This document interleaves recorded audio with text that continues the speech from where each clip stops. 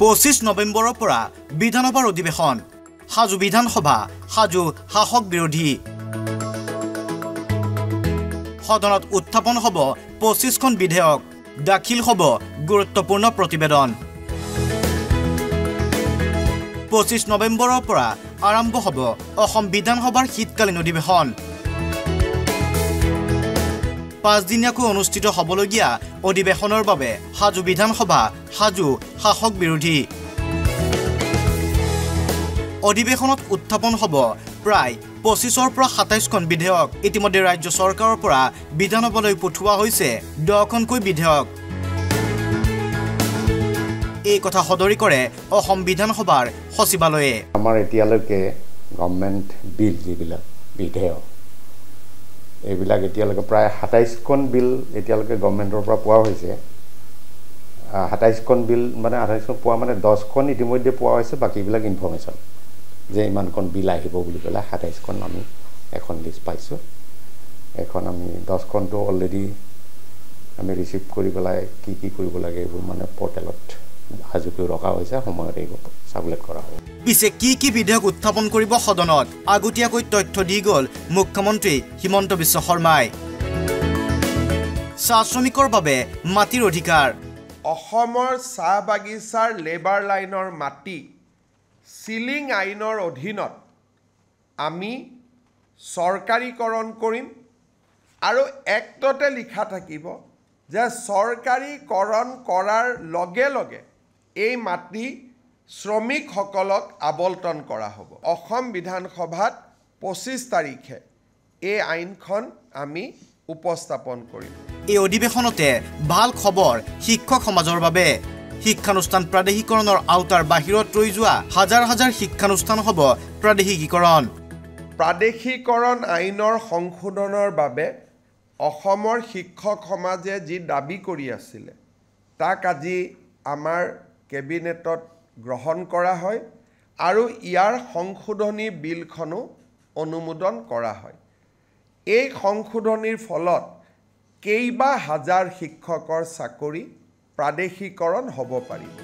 একেখন অধিৱেশনতে দাখিল কৰা হ'ব জনজাতি ভূমি সংৰক্ষণ আৰু ভৈয়াম কাৰ্বিৰ বাবে স্বায়ত্ত পৰিষদ গঠনৰ বিধেয়ক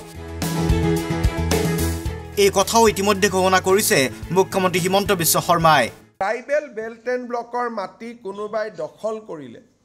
এই ডিষ্ট্ৰিক্ট ট্ৰিব্যুনেলত অভিযোগ দিব পাৰিব আৰু ডিষ্ট্ৰিক্ট ট্ৰিব্যুনেলে উচ্ছেদৰ অনুমতি দিব পাৰিব এই আইনখনো আমাৰ বিধানসভাত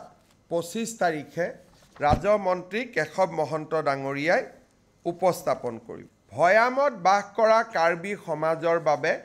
আজি আমি এখন অট'নমাছ কাউন্সিল গঠন কৰাৰ সিদ্ধান্ত লওঁ আৰু এই অট'নমাছ কাউন্সিল আইনখনো আজি কেবিনেটত পাৰিত কৰা হয় ভৈয়াম জনজাতি উন্নয়ন মন্ত্ৰী ৰণোজ পেগু ডাঙৰীয়াই 25 তাৰিখে এই আইনখন বিধানসভাত উপস্থাপন কৰিব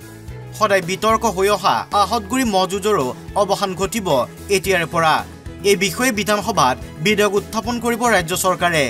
অসমত prevention of cruelty to animal আইনখন এমেণ্ডমেণ্ট কৰাৰ বাবে সিদ্ধান্ত লৈছোঁ যাতে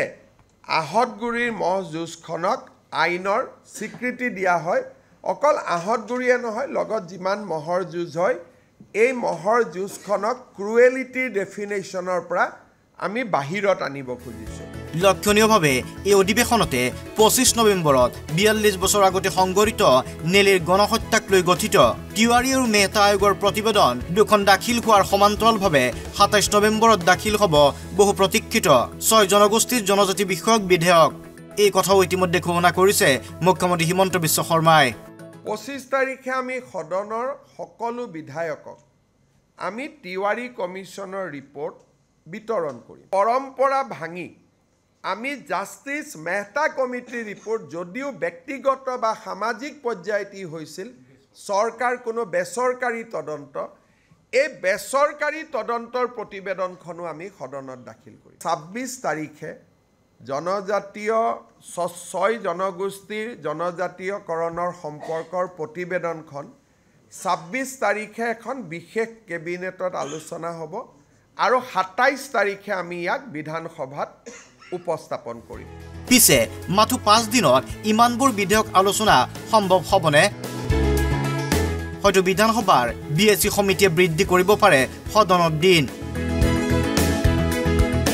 পিছে সদনত ৰাজ্য চৰকাৰে ভবা ধৰণে সফল হয় নে নহয় সেয়া সময়তহে স্পষ্ট হ'ব ভিডিঅ' জাৰ্নেলিষ্ট শংকৰৰ সৈতে বিচিত্ৰ ৰাজবংশী ৰমেন কলিতা ৰিপৰ্ট অসম লাইভ 24